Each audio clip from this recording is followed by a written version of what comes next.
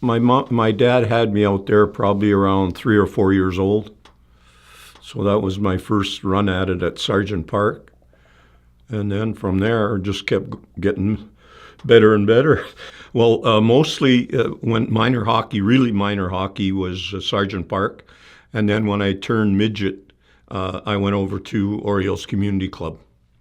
Back in those days, they were good because a lot of the parents came, but it was outdoor ice all the time, so they stood on the side, and if it was too cold, they didn't come. So I guess it kind of reacts to what's going on now and what went on then, and then the parents never said a word. Did you play out of Sergeant Park at first? Was that an organized league, or? Yeah, it was. It had all the little community clubs around the area. So I played playground there, and I started in playground when I was 12, and we played at West End Memorials and Orioles and all that stuff. So that year was kind of a dry year. I got the only goal we ever scored during the year and got 25 cents for it. So it was a big deal. I played center.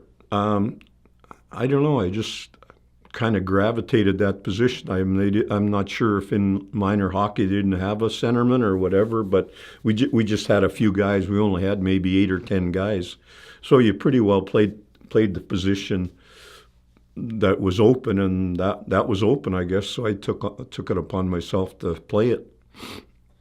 Yeah, a little bit. I enjoyed them. I know when I got to midget hockey.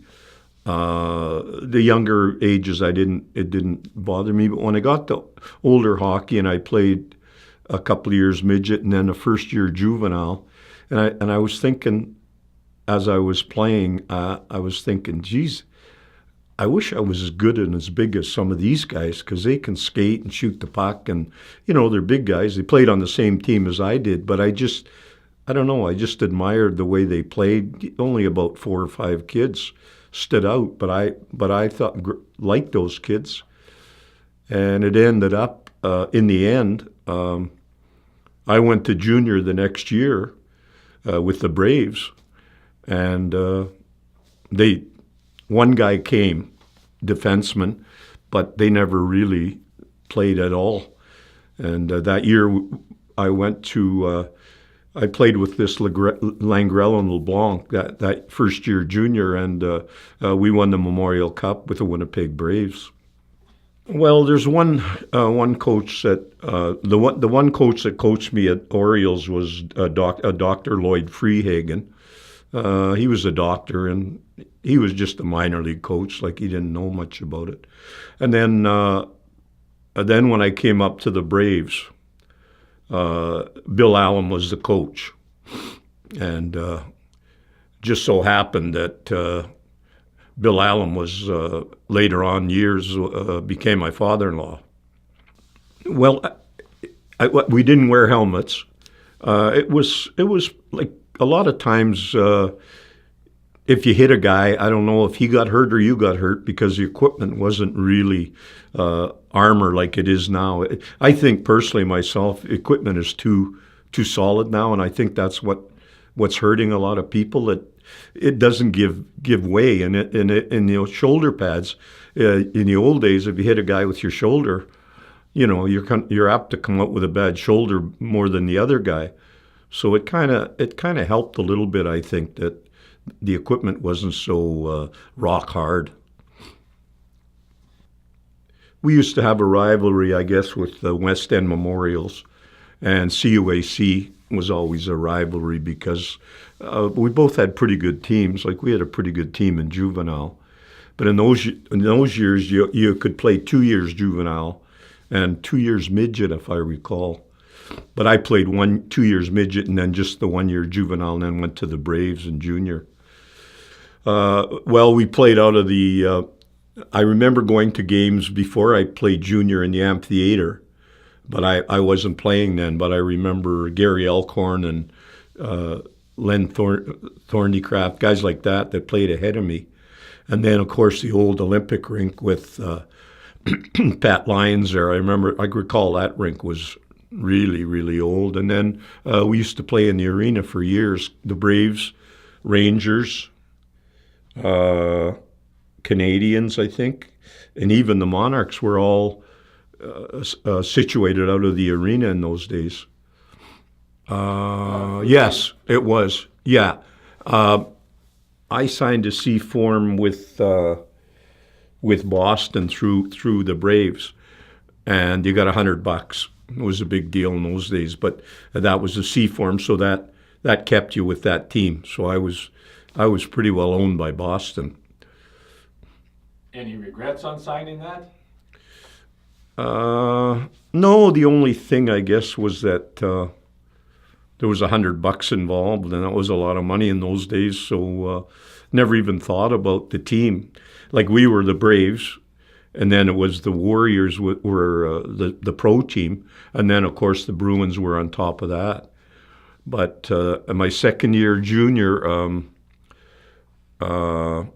Lynn Patrick and Milt Schmidt came to Winnipeg to see me play and get my pictures taken with them and everything. I didn't even know who they were, but it was quite a compliment, really, for me.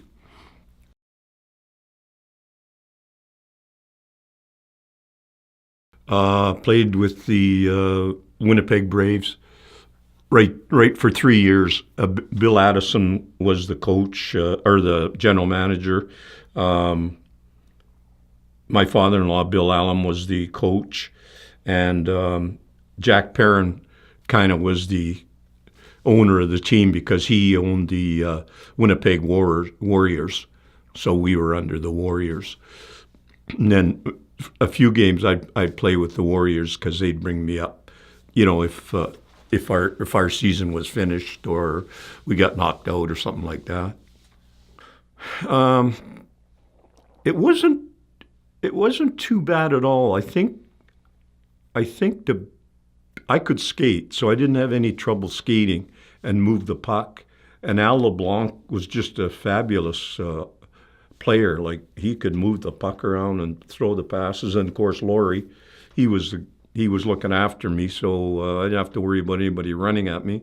But he scored a lot of goals. He could shoot the puck. So the adjustment for me playing with those two guys, and I played with them a whole year, just fell into line.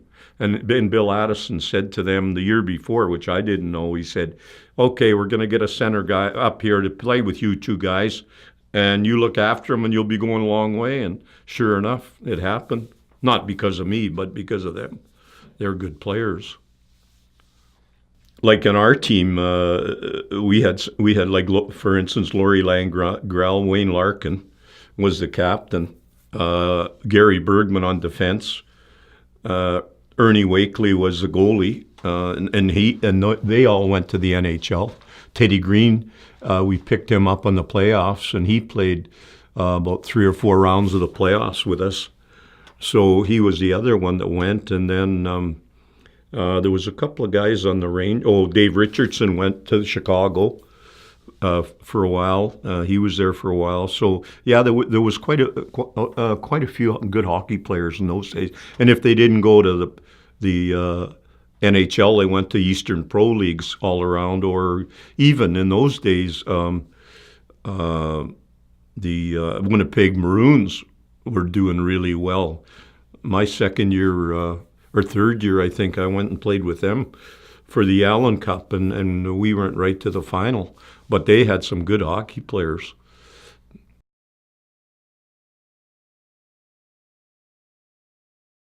It was kind of leery, but Bill Allen was a little bit of a rough customer, and he wasn't going to let anything. I mean, you had to play or you didn't play, and he was a good guy, but he knew what he was doing. He had played pro hockey for a few years, and we went to Flin Flon the first 2 games, and they beat us, so we were down 2-0.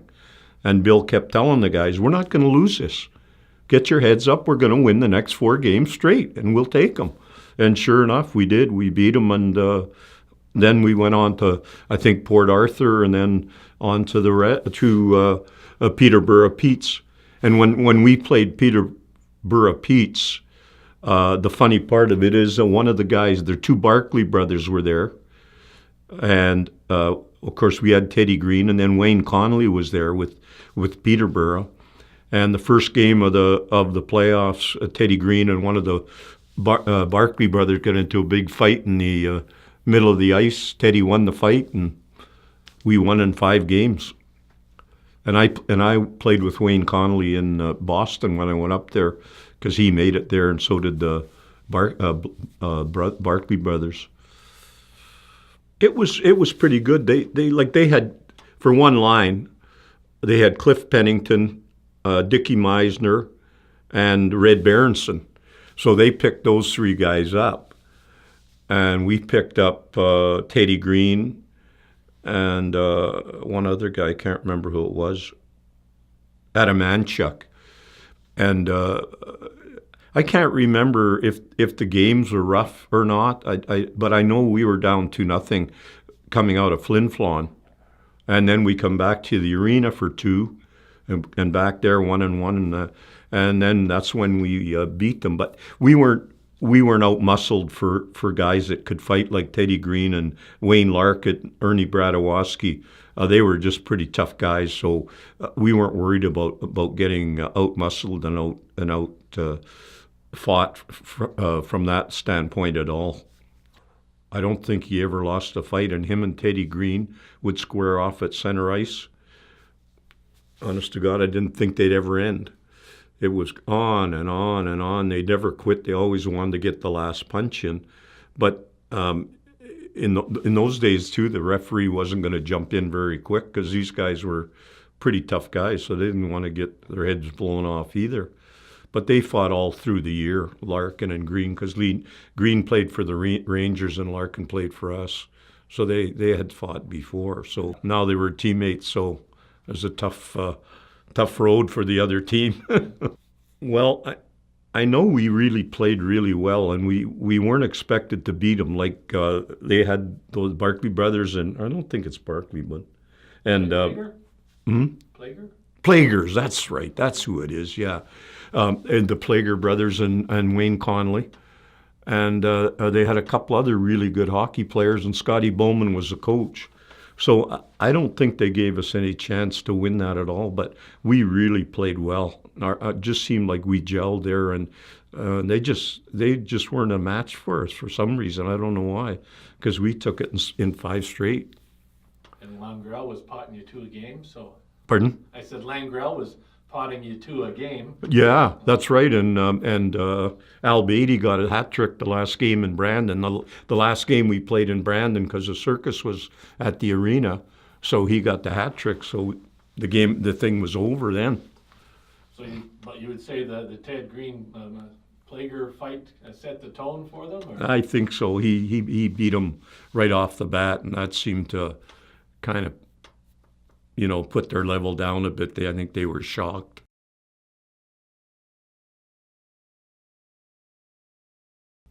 To be honest with you, I never thought about it. I never thought I'd be going anywhere. I wasn't really follow the NHL that much, and I didn't know any of the other teams that are a minor pro. So I didn't even think about going anywhere. And then all of a sudden, this thing, Lynn Patrick came and Schmidt Schmidt, and then now Bill Addison's on me to say, hey, they're looking for you and they're interested in you. They want you to go to Boston's camp. I thought, oh shit! Now I'm going home, away from home. But yeah, the next 2 years later, I went to Boston's camp with Teddy Green and Ken Stephenson, and they sent me to Kingston of the Eastern Pro League. So Steph and I went to Kingston in the Eastern Pro League. Teddy was already in Boston, so he stayed there for another few years. But we had a good time in Kingston. We won we got beat out in the final, I think, and I led the scoring for the team in the Eastern Pro League there for the playoffs. So we had a pretty good year there. Yeah, I played with the Warriors at the end of one year in when our year was over in junior, and the Warriors were still playing. I played maybe a month with them. They had Gary Alcorn and Billy Mosienko and all those guys. So they had a really good team. So Eddie Chadwick was a goalkeeper.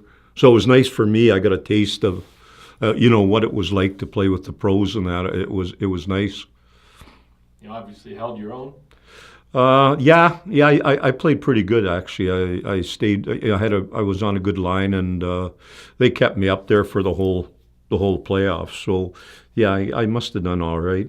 So was the light bulb going on then that, hey, I can skate with these guys? And did that help you make your decision to go when Boston called?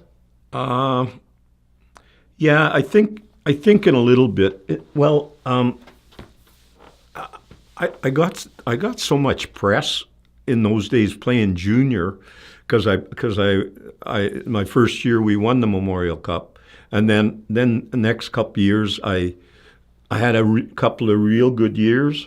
So there was so much stuff going on and so much press. I was thinking, well, maybe something is going to happen. And then before I knew it, they called in the summer, and that was it.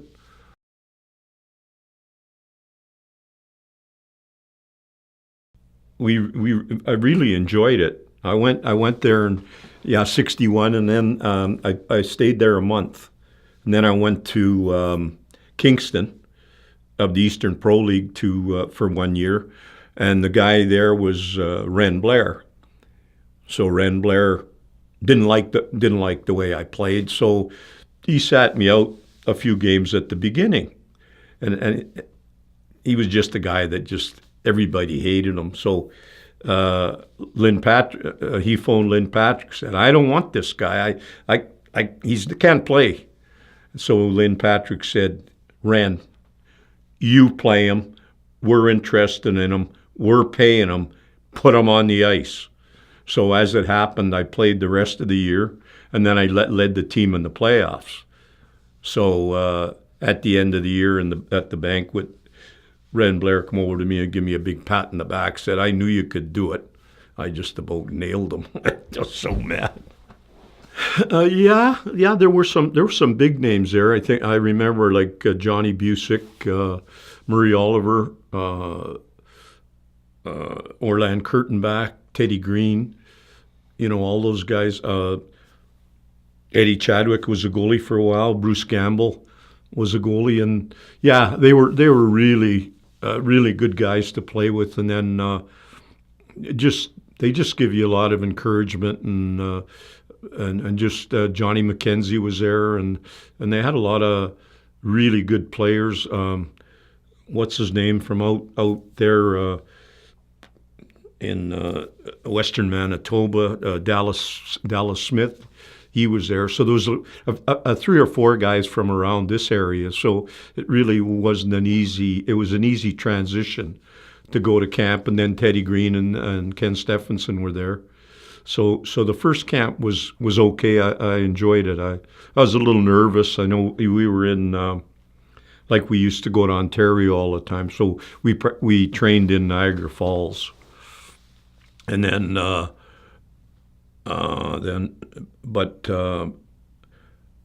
other thing that helped was Milt Schmidt was a coach, so he was really a good guy. I really liked Milt. He's a great guy, actually.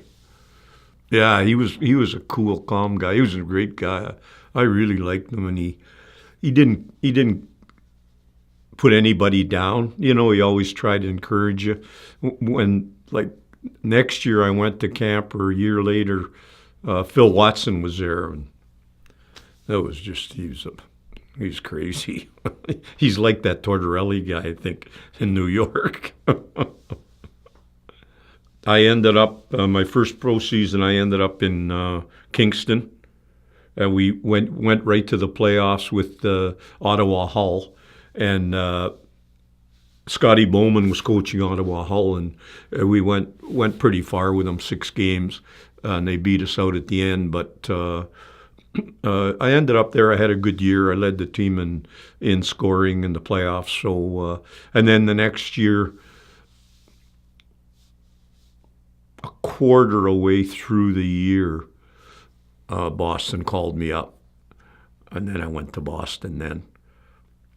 And then when I went to Boston, I had I was there 3 or 4 years, but my second or third year, I broke my arm. I shattered it at the boards, so they had to re-break it and give me a bone graft. So I missed a year, and then after that, I played a few months in that year, second year, third year, I guess. And then the next year, I came back and went to camp again, and they found a spot on my lungs. So I had a TB. They had sent me back to Boston to the doctor because I had a TB infection. So I missed another 3 or 4 months that year. So and then after that, I spent a couple of years in Hershey. It was a good league, actually. It was really good. Like Montreal had some really good players, and so did we. We had Tom McCarthy from Detroit. Bobby Addersley played some real good hockey. Ottawa Hull had Cliff Pennington and guys like that. Like they had some really Ralph Backstrom, I think, played for them, and a bunch of the guys that were going up to Montreal, like Cornway and guys like that. So we had some. There was some good teams in that league, and then we went to Sault Ste. Marie and Sudbury, and everybody had a smattering of guys that were going to pro or going to the NHL or had played in the NHL. So yeah, it was a good league, and I think it was good grooming for the NHL. You know, I didn't. I just Ken Steff and I became really good friends because he was from the Braves too. But Ren Blair was the coach, and he was just a real.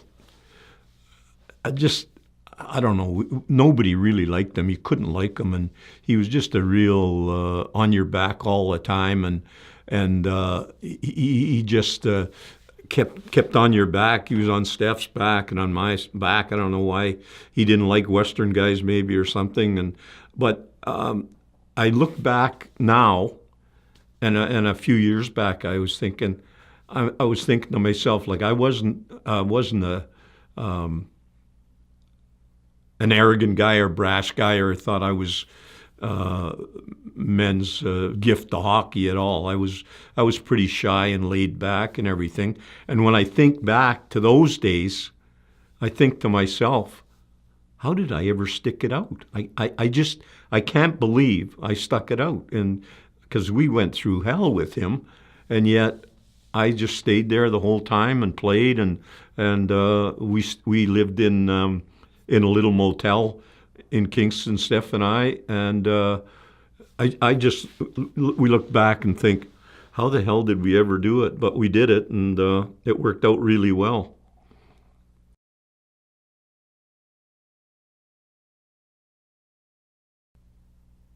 Yeah, I think we were playing Toronto. Yeah, we were playing Toronto, and we got beat 8-1, but I got the goal, so it wasn't too much celebration going on.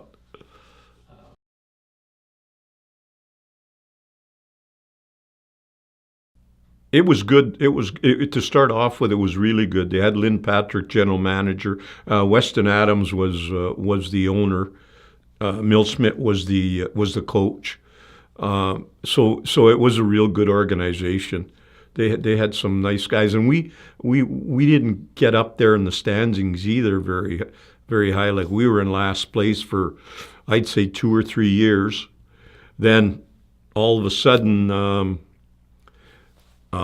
this guy came from Oshawa, and he was 18 years old, and he was come with pretty high credentials, but once he started playing, you could see why he had the high credentials, because he was just his first game was against Toronto. They had won the Stanley Cup the year before. He's 18 years old, and every time he was on the ice, he's a defenseman. Every time he was on the ice, he dominated the game. So they knew that things were going to turn around, and it was Bobby Orr.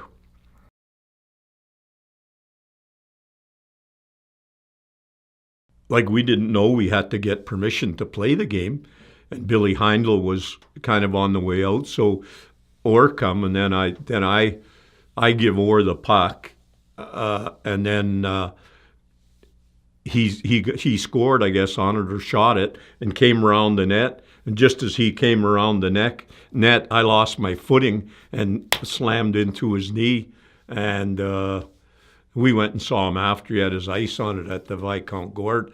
And then we got back to Boston. Tommy Johnson was the general manager then. And, oh, man, did we get shit. Him and Orr got shit, too, because he's, most valuable player. He shouldn't be doing that. I mean, myself. Yeah, but still, we were in the bad books for quite a while. But I never thought to ask, and neither did Orr. Orr wasn't very old either, and he played with Billy Heindl in Oshawa, so he wanted to help him out and, help him raise money. I mean, it was a good game till then, but after that it was downhill. Did you know you were in trouble right away? No, I never thought about it. I was upset that Orr's knee was hurt, but I never knew how bad it was. I went to see him in the hotel, and he said, it'll be all right. And I said, oh, that's great. But it troubled him for a long time. I think it was the start of his whole problem. Shit.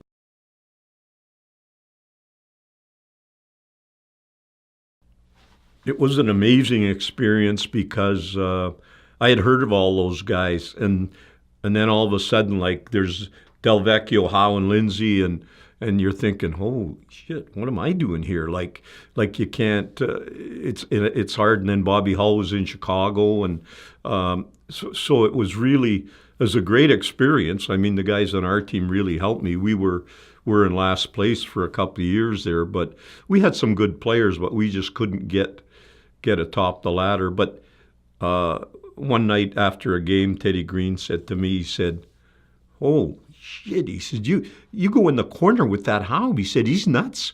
He said, he's liable to break your legs. I said, Teddy, what about you? Why do you think he's doing it? But he was tough. Howe was unbelievable. And I was sitting went by the dressing room one time, and they were just getting dressed, and I was going to our dressing room. Howe was sitting there like this. He had arms on him like this. And then to make matters worse, a few games later, I go into the Chicago dressing room for stitches, and I'm laying on the table there getting stitched up, and Bobby Hull walks in, and he's combing his hair like this, and I'm looking, I'm thinking, oh, this guy had biceps like this. So it was actually a thrilling experience. I mean, it was rough in those days. Like, guys, you had some dirty players, like Bill Gadsby was not, the guys on defense, Alec Delvecchio was a good player, and Ted Lindsay was dirty as hell. And, so there was a lot of crap going on that people say, well, it wasn't rough in those days, but it was rough. Like, you could hold a guy up going into the defense. Nowadays, you can't do that. The guy can run the defenseman right through the boards. It's. I think the other rule is better. Let them hold a guy up so he doesn't hammer somebody. But yeah, I really enjoyed those years. It was fabulous.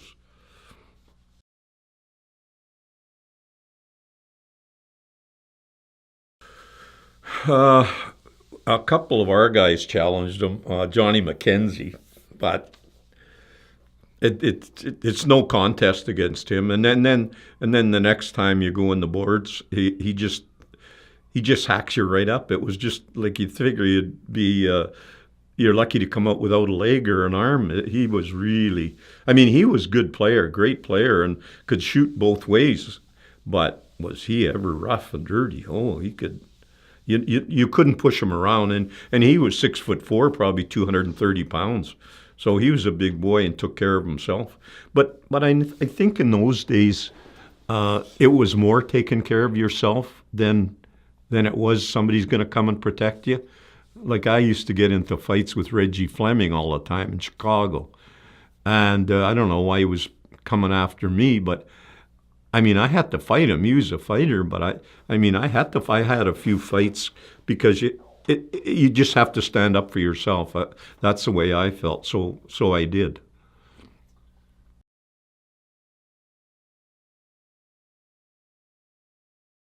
A lot of the incidents now are like if guys are going for the head and stuff like that. Like in our day, for years, you never wore a helmet, so guys didn't do that, and you knew that if you did go after a guy like that, you're going to get payback time. Somebody's going to get you. Whereas now the referees are stepping in, and it doesn't seem like anybody's coming to the rescue. And I think like some of the hits are just disrespectful.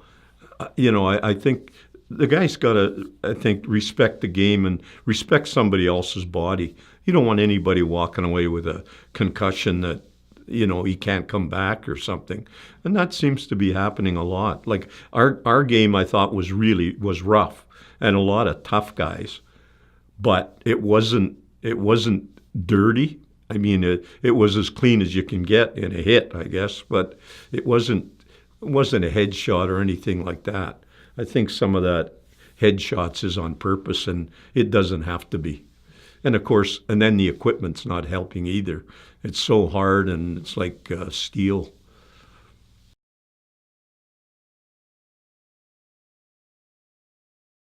Bobby Orr. Bobby Orr by leaps and bounds, I think. I mean, there was a lot of good players and a lot of talented guys, but he just had that ability. You never knew how fast he was going, and if you tried to get him, he'd be going faster. He was just really a hard guy to put a beat on.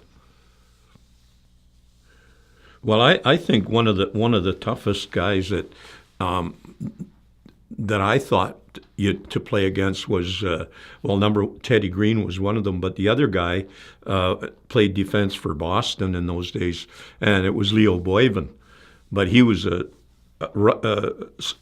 pretty not very big guy, but he was wide, and he used to lay out some great body checks. And then of course Bill Gadsby was another one that was a good defenseman and a good body checker.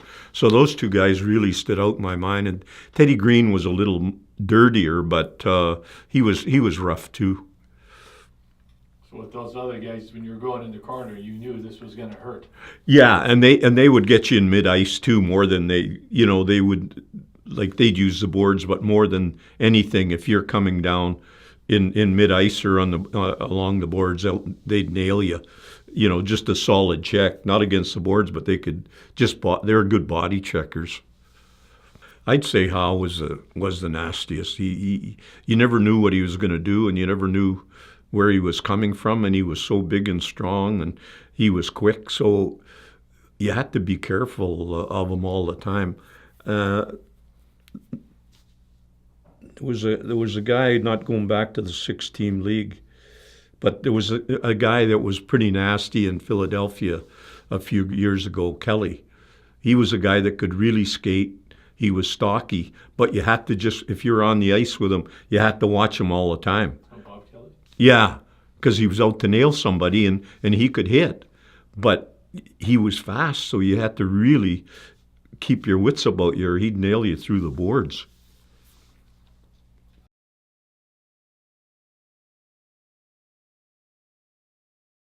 Always tied my left skate on first. It's just a habit, but I got into it, and I always tied my left skate on, and then my right. And I didn't wear socks in my skates. Even now outside, if I go play with the kids, I don't wear socks. I find my foot sweats better, and the skate gets tighter on my foot by sweating. So I haven't worn socks. Actually, I didn't wear socks. I think my second year or third year in Boston, Bobby Orr came and he didn't wear socks. And I thought, maybe I should try that. So I tried it, and I just loved it. I never went back. I just played in the bare feet in my skates.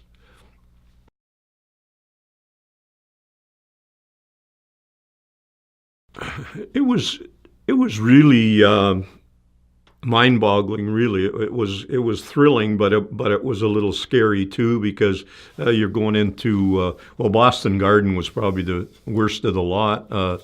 Maple Leaf Gardens and all the famous Chicago Stadium and I just Detroit, the Olympia there. I just can't get over the noise and the people that are so radical for their team, and that it was crazy. Like they started cheering like right from the warm up, and it never stopped. Something like the Jets now, that they're doing the same thing to fans. It's great. Like it just made you feel like, and they weren't always yelling at you. They were mostly cheering the home team.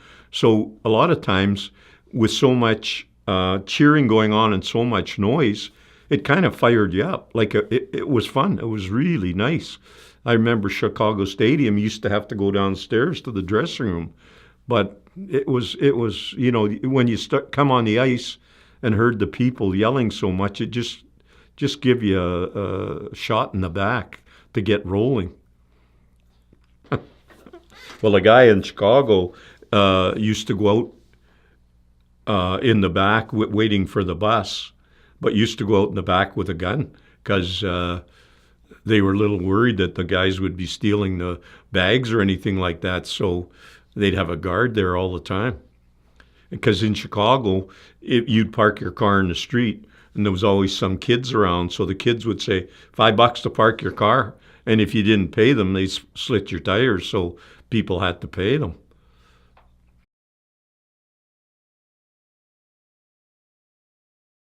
It was going to be, we thought it was going to be a good league. Like they had Hedberg Nielsen and that coming, and the Jets had a really good team. And it was, I thought they were going to do well. I didn't know whether they'd quite match the better teams in the NHL with the better teams of the WHA, but we had passed up the Jets simply. Anastukas was the general manager there, but we passed it up simply because they weren't giving us the money that Atlanta had offered. Winnipeg offered half of what Atlanta offered. They said, we're not going to go do that. That's ridiculous. So Billy Robinson was the general manager. So we said no. Bay said no. We're going to Atlanta. So he was kind of ticked off, but that's fine. So then it was about 5 or 6 years later, Bay said, you know what? I can't understand this. He said, I played for Billy Robinson with the Bisons. He was my coach. I've known him. I've negotiated with him for players. He said, he doesn't talk to me. He said, I can't figure that out. I said, Bays, don't you remember? What do you mean? Remember what? I said, we didn't stay in Winnipeg. We went to Atlanta. I said, that's why he's probably not talking to you. He said, oh, geez, I'll bet you that's the case. So then after that, now he knew why Billy Robinson wasn't talking to him. Atlanta wanted to trade me or get rid of me, either send me down to a farm club or go with the Cowboys, the WHL, because I was getting a little, but I was 36, 37, so they kind of felt it was time. So I took Calgary because I thought that was my best bet. It's closer to home, and then Calgary seemed to be doing okay. They had some good hockey players. They were going to pay the same kind of money, so that's the basic reason why I went to Calgary. When I got there, I didn't I didn't really enjoy Calgary a whole lot because Joe Crozier was a coach, and him and I just never got along. And he was a Winnipeg guy too, but I don't know what. We just never got along. He'd screw me around a bit. He wouldn't play me. Then he'd maybe play me, and it kind of was ticking me off. So I didn't enjoy the experience. I should have gone probably to the East Coast in hindsight, but how do you know then?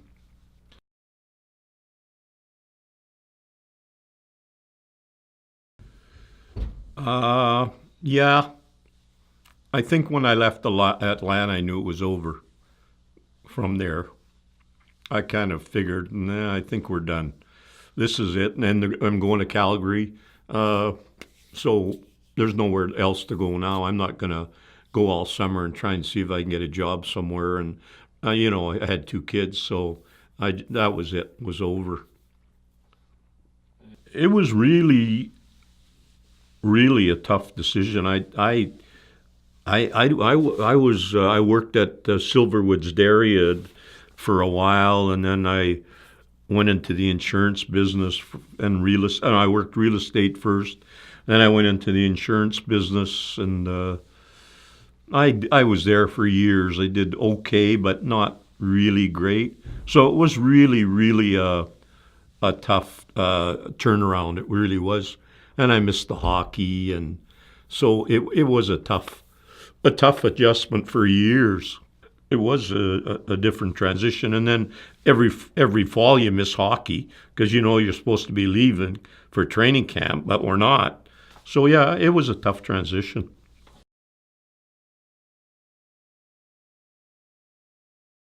I think one of the biggest changes is uh, the game's faster and there's bigger guys playing it. I don't know if it's better game or that. I'm not saying that. I'm not sure of that yet. But it is a faster game and bigger guys. I think there's a lot of cycling the puck. Where I think in the old days, there was more finesse passing, and I like that. I like that game better, the finesse passing, because I was sort of thought of myself as a finesse player, and now it's a lot of circling and playing on the boards and stuff like that. And I don't know. To be honest with you, I very seldom watch any games anymore. I don't. I maybe pick and choose a period here, a couple of minutes here or there, but to sit down and watch a whole game, I can't do it. I just get restless. And I know Bobby Hull said to me one time. I said, "You go to the game, Bob?" He said, "I wouldn't walk across the street to see a hockey game." He said, "Are you crazy?" So I guess a lot of guys have the same idea. I know Bill Allen. Judy said he was retired, and Judy said, "Geez, Dad, why don't you go to some games? It'd get you out of the house, and you and Mom could have fun." Well, he flipped right out because he got really mad, but he didn't want to go to any games. He was through with it, and that was it. So we had to stand his tirade for a while till he got over it.